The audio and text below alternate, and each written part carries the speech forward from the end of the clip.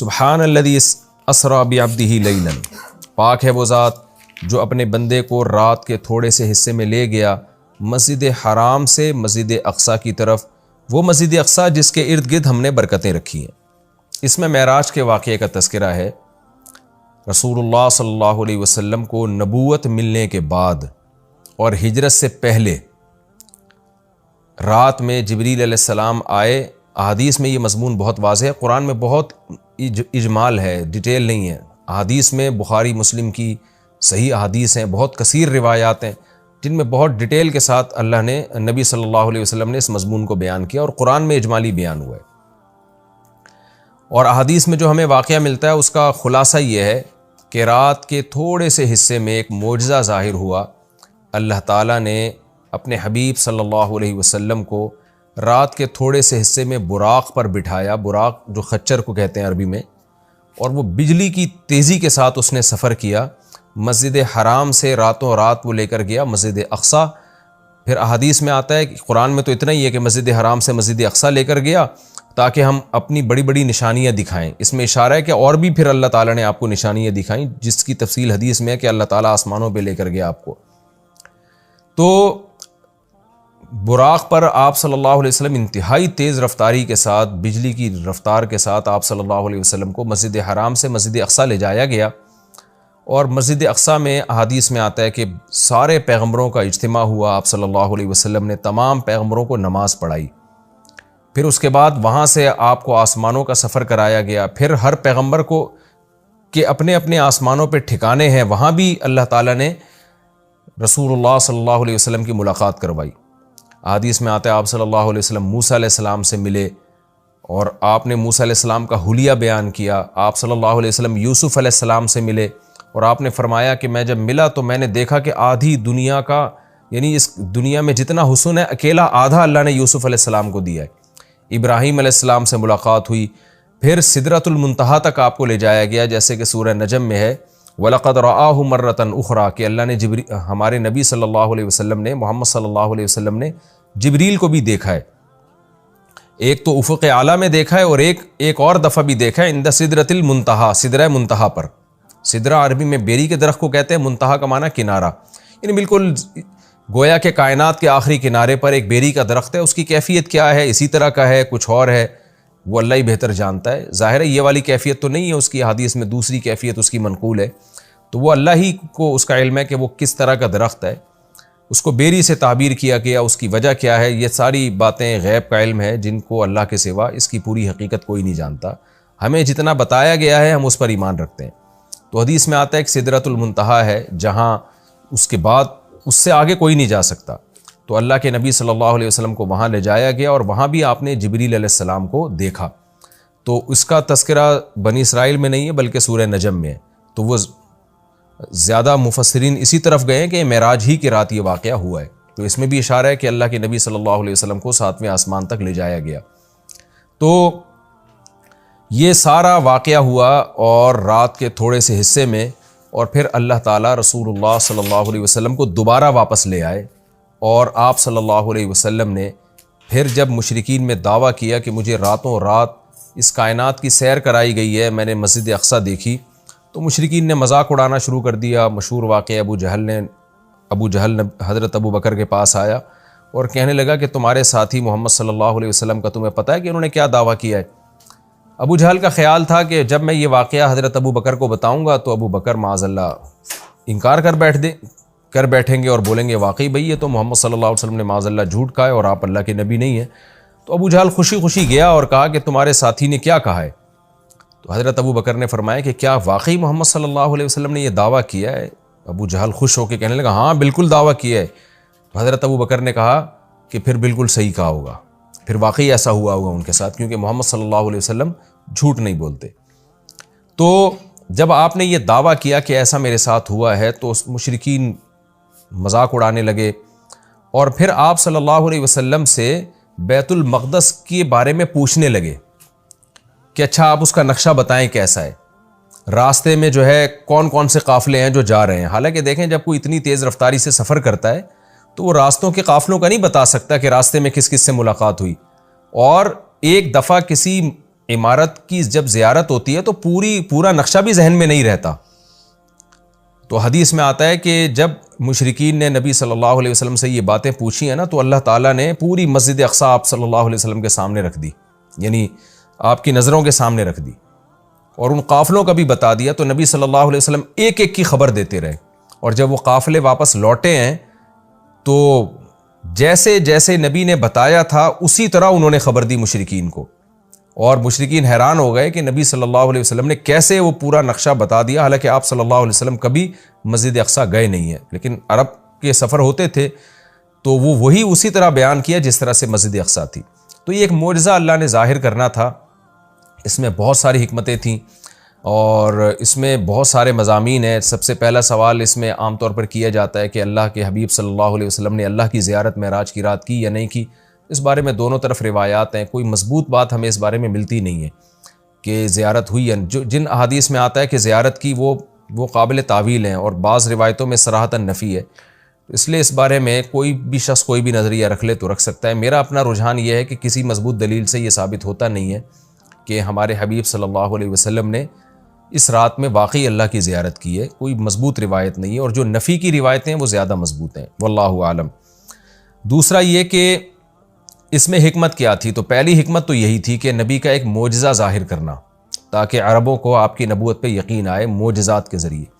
دوسری ایک بہت بڑی حکمت علماء نے یہ بیان کی ہے کہ اللہ تعالیٰ کیونکہ نبی صلی اللہ علیہ وسلم کو آخری نبی اور سب سے افضل نبی بنایا، تو آپ کے ساتھ ایک ایسا معجزہ ظاہر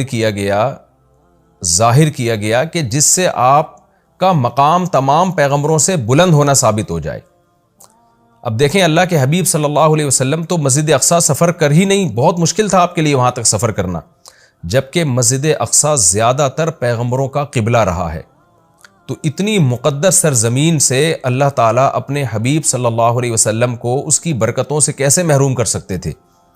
تو اللہ تعالیٰ کی حکمت نے یہ تقاضا کیا کہ وہ سرزمین جو موسیٰ کلیم اللہ کا قبلہ رہی ہے، جو ابراہیم علیہ السلام جہاں نماز پڑھا کرتے تھے، جہاں یعقوب علیہ السلام، اسماعیل علیہ السلام، اسحاق علیہ السلام اور عیسیٰ علیہ السلام یہ سارے پیغمبر گزرے، تو اس زمین کی برکت نبی صلی اللہ علیہ وسلم بھی حاصل کریں.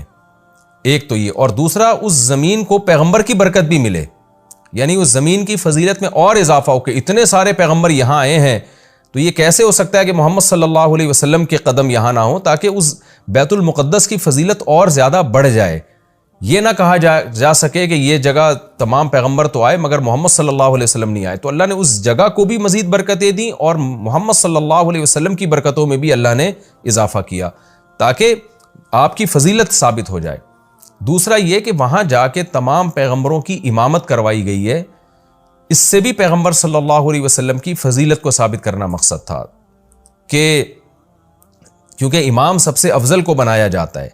تو آدم علیہ السلام سے لے کر حضرت عیسیٰ روح اللہ تک تمام پیغمبروں کو نبی کی قیادت میں نماز پڑھوائی گئی، نبی کی امامت میں، تاکہ پریکٹیکلی پیغمبر صلی اللہ علیہ وسلم کی امامت ثابت ہو. اور یہ مضمون بتا دیا جائے کہ محمد صلی اللہ علیہ وسلم کے دنیا میں آنے کے بعد اب امامت یہ پیغمبر صلی اللہ علیہ وسلم کا حق ہے. جیسے کہ حدیث میں آتا ہے لو کان موسیٰ حیا لما وسعہ الا اتباعی، کہ اگر موسیٰ بھی زندہ ہوں تو میری اتباع کے بغیر چارہ نہیں ہے. تبھی حضرت عیسیٰ بھی قرب قیامت میں آئیں گے نا، تو آپ صلی اللہ علیہ وسلم ہی کو وہ فالو کریں گے. تو اس کا ایک عملی نمونہ پیش کرنا تھا کہ لوگ اب نبی جب دنیا میں آ گئے ہیں محمد صلی اللہ علیہ وسلم، تو تمام شریعتیں منسوخ، اب آپ صلی اللہ علیہ وسلم ہی کو سب نے فالو کرنا ہے. تو یہ ساری حکمتیں تھیں جس کے لیے معراج کا واقعہ وجود میں لایا گیا. الذی بارکنا حولہ، تو اس آیت سے تو یہ پتہ چلتا ہے نا کہ اللہ تعالیٰ اپنے حبیب صلی اللہ علیہ وسلم کو مسجد اقصیٰ تک لے کر گئے، اور حکمت کیا تھی وہ میں نے بتا دیا آپ کو. لیکن اس کے کچھ فقہی احکام بھی ہیں، ان کا سمجھنا بھی ضروری ہے. قرآن کی جو نص ہے نا بالکل واضح آیت، اس میں تو اللہ تعالیٰ نے مسجد حرام سے مسجد اقصیٰ تک کے سفر کا تذکرہ کیا ہے، اور صاف طور پر اللہ کیا کہتے ہیں، اسریٰ بعبدہ، وہ ذات جو اپنے بندے کو لے کر گئی. یہ بات خوب اچھی طرح سمجھ لیں کہ بعض حضرات اس بات کے شروع میں قائل رہے ہیں، بہت تھوڑی سی جماعت ہے، کہ معراج جو ہے یہ خواب میں ہوئی ہے. لیکن پھر امت کا اس پر اجماع ہو گیا دلائل کی روح سے کہ معراج خواب میں نہیں ہے بلکہ جسمانی ہے۔ لہذا پوری امت کا، تمام فقہا محدثین کا اس پر اجماع ہوا کہ یہ خواب میں نہیں ہوا بلکہ یہ جسمانی، یعنی آپ کو جسد اطہر کے ساتھ لے جایا گیا ہے۔ اور اس کی دلیل قرآن کی آیت ہے کہ سبحان الذی اسرا، ایک تو سبحان اللہ عربی میں تعجب کے موقع پہ کہا جاتا ہے، تو تعجب ظاہر ہے جبھی ہوگا نا جب جاگتی حالت میں ہو، اگر خواب کی حالت میں ہے تو پھر تو یہ تعجب کی بات نہیں، خواب میں تو کچھ بھی آ سکتا ہے انسان کو۔ دوسرا یہ کہ اللہ نے یہاں یہ فرمایا بعبدہ، اپنے بندے کو لے کر گیا، تو عبد کا جو اطلاق ہے نا بندے کا، وہ صرف روح پر نہیں ہوتا، وہ جسم اور روح دونوں پر ہوتا ہے۔ جب ہم کہتے ہیں میں فلاں کو فلاں جگہ لے کر گیا، تو اس سے یہی سمجھ میں آتا ہے کہ اس کو جسم کے ساتھ لے کر گیا میں۔ تو اس لیے قرآن میں یہ بھی اشارہ ملتا ہے کہ معراج جو ہے وہ جسم کے ساتھ ہوئی ہے۔ تو جو حضرات کہتے ہیں نا کہ روح کے ساتھ ہوئی ہے یعنی خواب میں ہوا ہے، وہ استدلال کرتے ہیں سورہ بنی اسرائیل کی ایک آیت میں جو آگے آئے گی انشاءاللہ، جس میں آتا ہے وَمَا جَعَلْنَا الرُّؤْيَا الَّتِي أَرَيْنَاكَ إِلَّا فِتْنَةً لِلنَّاسِ وَالشَّجَرَةَ الْمَلْعُونَةَ فِي الْقُرْآنِ۔ یہ سورہ بنی اسرائیل میں اسی صورت میں آگے یہ آیت آ رہی ہے، میں اس کا نمبر بھی آپ کو بتا دیتا ہوں۔ یہ آیت نمبر 60 ہے اسی سورہ بنی اسرائیل کی، وَمَا جَعَلْنَا الرُّؤْيَا الَّتِي أَرَيْنَاكَ۔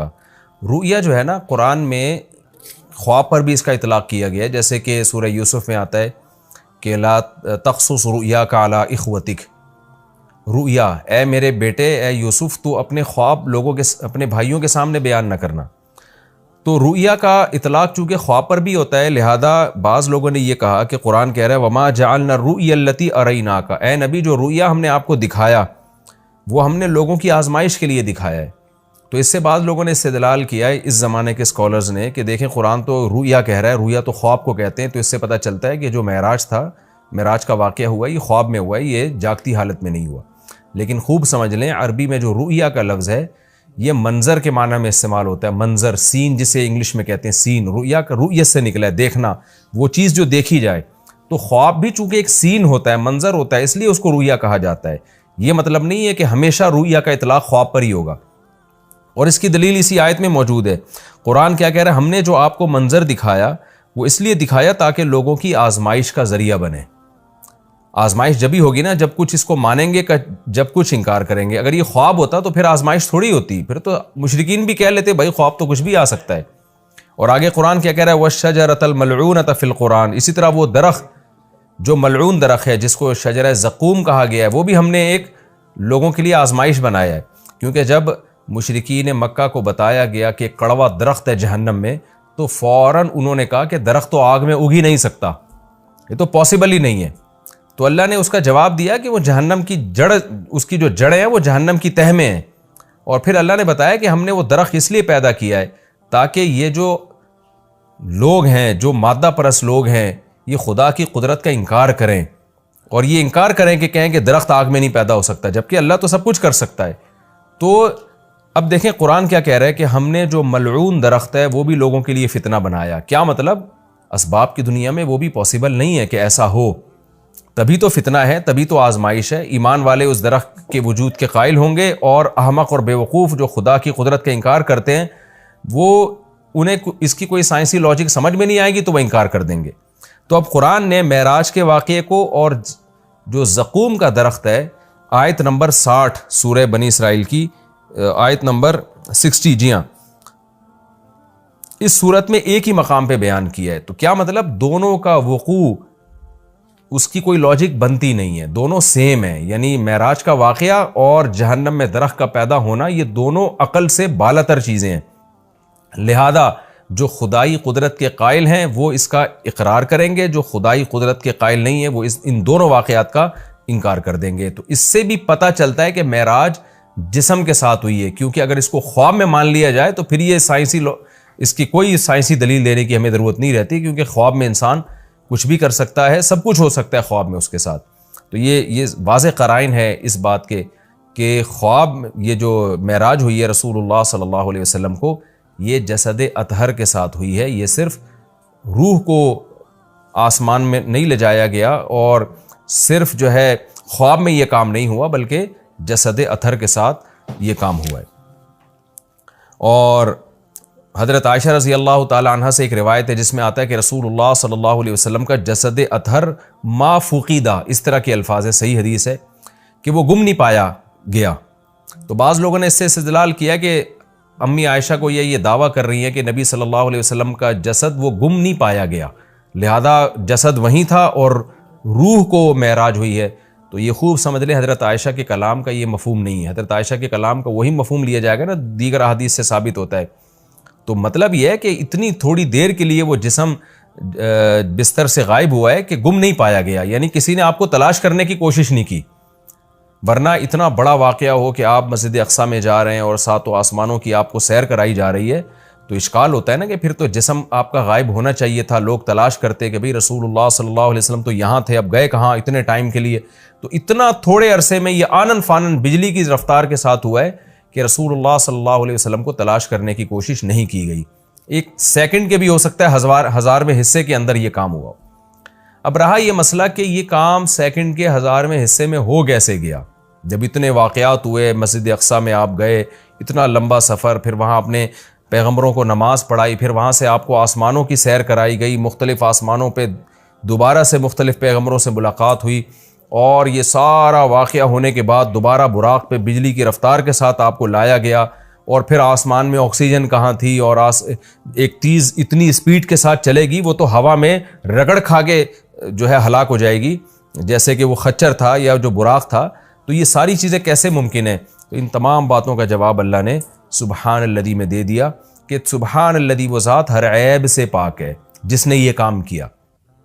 کیا مطلب؟ یہ انسانوں کے لیے ناممکن ہے، اللہ کے لیے ناممکن نہیں ہے، کیونکہ اللہ تعالیٰ عیب سے پاک ہے، اور عاجز ہونا، کسی کام کو نہ کر سکنا، یہ بھی ایک عیب ہے۔ تو یہ عیب انسانوں میں پایا جاتا ہے، یہ اللہ میں نہیں پایا جاتا۔ اسی لیے بار بار یہ بات کہی جاتی ہے کہ معجزہ یا کرامت یہ اللہ کی قدرت کی دلیل ہوتی ہے، یہ پیغمبر کی یا انسانوں کی قدرت کی دلیل نہیں ہوتی، یا بزرگوں کی قدرت کی دلیل نہیں ہوتی، یہ اللہ کی قدرت کی دلیل ہے۔ تو اللہ سب کچھ کر سکتا ہے۔ اور اس میں ایک علمی نقطہ مفسرین نے بہت زبردست بھی بیان کیا کہ دیکھیں، اللہ نے محمد صلی اللہ علیہ وسلم کے لیے عبد کا لفظ استعمال کیا اور اپنے لیے سبحان اللہ کا لفظ استعمال کیا، یعنی یہ بتا دیا کہ معراج کا واقعہ جو وقوع میں آیا ہے، اس سے محمد صلی اللہ علیہ وسلم کا عبد ہونا اس میں کمی نہیں ہوئی، بلکہ آپ تو اللہ کے غلام ہیں، عبد ہیں۔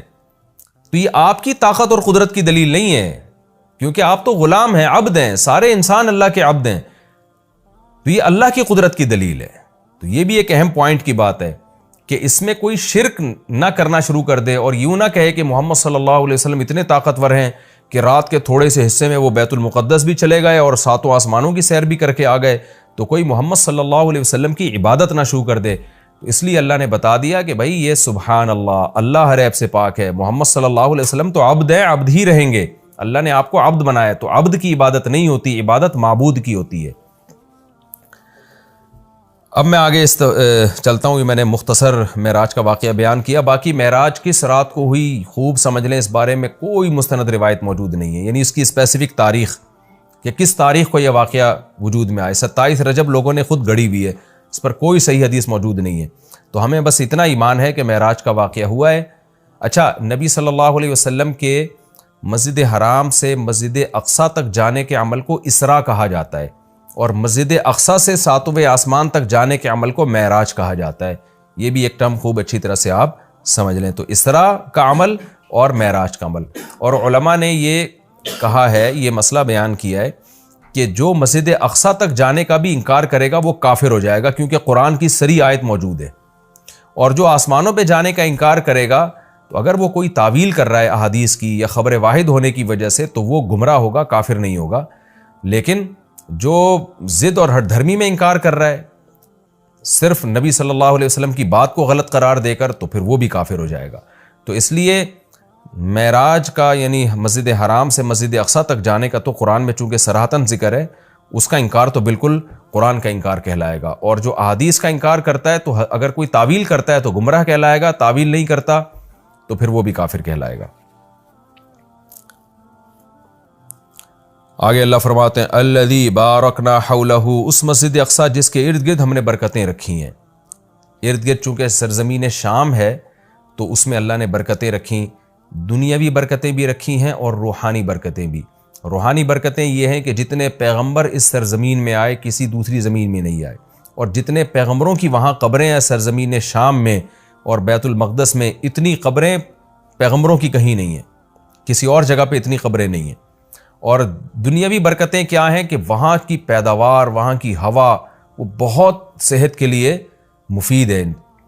انار، وہاں کا زیتون، وہاں کی انجیر، یہ سارے ایسے برکت والے پھل اللہ وہاں پیدا کرتا ہے اور بہت وافر مقدار میں۔ میں ترکی کے میں شام کے بارڈر تک گیا ہوں۔ پہلے تو شام کا علاقہ بہت وسیع تھا، تو یہ تو اب جو شام ہے یہ تو تھوڑا سا رہ گیا ہے۔ نبی صلی اللہ علیہ وسلم کے دور کا جو شام ہے وہ تو بہت وسیع رقبہ تھا۔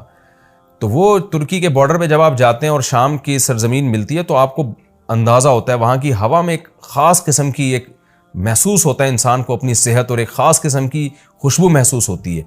اور زیتون بہت کثرت سے پیدا ہوتا ہے، انجیر بہت کثرت سے پیدا ہوتا ہے، انار بہت کثرت سے پیدا ہوتا ہے۔ وہاں کے لوگوں کی صحتیں، ان کے چہروں کی فریشنس وہ صاف بتا رہی ہوتی ہے کہ اللہ نے زمین میں جسمانی برکتیں بھی بہت زیادہ رکھی ہیں۔ اور علماء نے لکھا ہے کہ اللہ نے جب یہ بتایا نا کہ مسجد اقصیٰ کے ارد گرد برکتیں، تو اس سے خود بخود یہ ثابت ہوتا ہے کہ جس مسجد کے مبارک ہونے کی وجہ سے اس کے ارد گرد اتنی برکتیں ہیں تو خود اس مسجد میں کتنی برکتیں ہوں گی۔ تو وہ مسجد بہت زیادہ برکت والی ہے۔ تبھی حدیث میں آتا ہے کہ جو مسجد حرام میں نماز پڑھتا ہے اسے 1,00,000 نمازوں کا ثواب ملتا ہے، اور جو مسجد اقصیٰ اور مسجد نبوی میں نماز پڑھتا ہے اسے 1,000، اور بعض روایات میں آتا ہے مسجد اقصیٰ میں 50,000 اور مسجد نبوی میں 1,000۔ اور یہ بھی رسول اللہ صلی اللہ علیہ وسلم کی صحیح حدیث ہے، لا تشد الرحال الا الى 3 مساجد، کہ سفر کیا جائے گا صرف 3 مسجدوں کی طرف۔ کیا مطلب؟ وہ سفر جو بنیت عبادت ہو، بنیت عبادت یعنی 3 مسجدیں ایسی ہیں جن کی طرف سفر کر کے ان مسجدوں کی زیارت کرنا ہی عبادت ہے۔ ویسے تو کوئی بھی مسجد ہو آپ ویسے دیکھنے کے لیے چلے جائیں، اس کو سفر کر کے بھی انسان جا سکتا ہے ویسے ہی دیکھنے کے لیے، بھئی مسجد کیسی بنی ہے، خوبصورت ہے یا نہیں، لیکن اعلیٰ وجہ تقرب یعنی وہ سفر جو بطور عبادت کے ہوگا، ان میں صرف 3 مسجدیں ایسی ہیں جن کی طرف زیارت کے لیے سے جانا ہی بذات خود شریعت میں مقصود ہے اور ایک عبادت ہے، اور ان میں جا کے نماز پڑھنے کی اضافی بہت زیادہ فضیلت ہے۔ تو وہ 3 مسجدیں آپ نے فرمایا، ایک مسجد حرام، ایک مسجد اقصیٰ اور ایک مسجد نبوی۔ تبھی مسلمان جب تک مسجد اقصیٰ آزاد نہیں تھی تو مسلمان مسجد اقصیٰ بھی سفر کر کے جایا کرتے تھے، مسجد حرام بھی، اور مسجد نبوی تک تو الحمدللہ اب بھی جاتے ہیں۔